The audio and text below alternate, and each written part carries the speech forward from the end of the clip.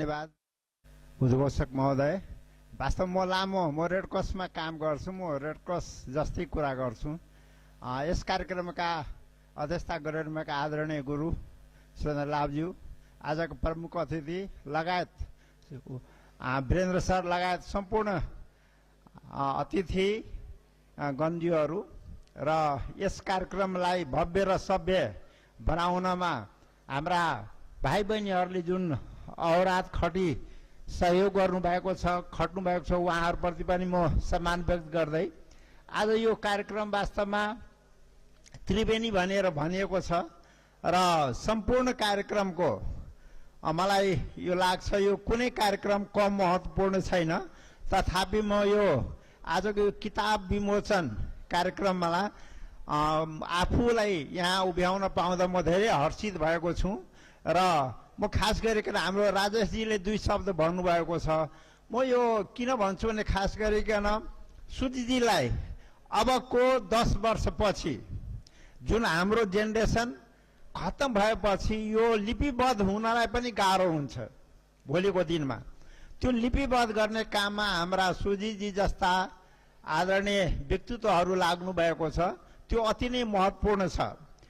म यस वर्षै म जुर शीतलको समय म काठमाडौँमा थिएँ संजोगले र म जुन डेरामा बसिराखेको थिएँ त्यसमा हाम्रो जनकपुरकै घरपट्टि हुनुहुन्थ्यो र उहाँको कन्या भनौँ मैथिलीमा उहाँ आउनुभयो, मलाई ढोग्नु भयो र भन्नुभयो कि हाम्रा जुरा दिल जाओ किनका। मलाई लाग्यो वास्तवमा काठमाडौँमा त उहाँले भन्यो हाम्रा जुरा दिल जाओ भनेर। म धेरै लज्जित भएँ र मैले के भने ठिक छ र म पानी लिएर अब यो मिनरल वाटरै थियो, हामी कलको इनारको पानी नभएर मिनरल वाटरमा जुराइदिएँ र म उहाँको 13 वर्षको छोरी कहाँ गएँ तल झरेर र उहाँलाई म जुराउनु गएँ। के गर्नु भएको अङ्कल यो भनेर उहाँले भन्नुभयो मलाई, यो के गर्नु किन हाल्नु भएको भनेर।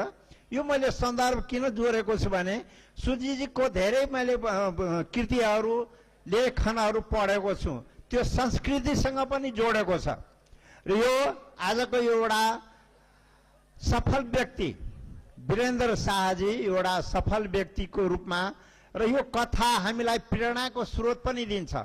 एकतिर हाम्रो संस्कृति धर्म भाषालाई लिपिबद्ध गर्ने छ भने सङ्घर्षका कथाहरू सक्सेस स्टोरीहरू र यही मिथिला पावनमा पनि यस्ता व्यक्तित्वहरू हुनुहुन्छ।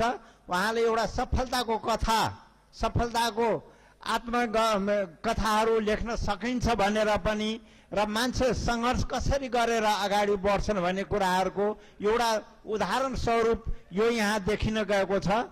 र अझ के भनौँ भने यहाँ धेरै विद्याहरूको यहाँ मलाई लाग्छ यो हेल्थ सेक्टरमा पनि पढाइ हुन्छ।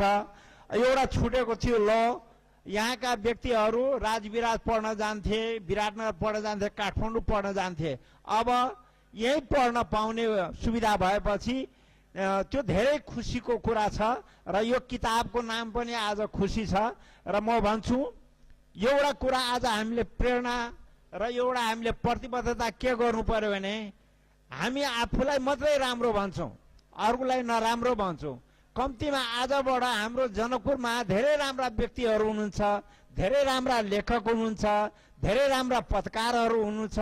त्यो भन्ने गर्यो भने मलाई लाग्छ उहाँहरूलाई हौसला पनि हुन्छ र हाम्रा कार्यदिशाहरू हाम्रा निर्देशित कार्यक्रमहरू अझ अगाडि बढ्छ भन्ने शुभकामना दिँदै म यो धेरै लामो नभनिकन सुजितजी वीरेन्द्रजीहरू लगायत यस्ता पुरुषहरूलाई अझ थप प्रेरणा होस् र सक्सेस स्टोरीहरू जुन सफलताका कथाहरू र हाम्रा जीवनका भोगाईहरू अगाडि बढोस् भन्ने शुभकामना दिँदै म बिदा हुन चाहन्छु। धन्यवाद, नमस्कार।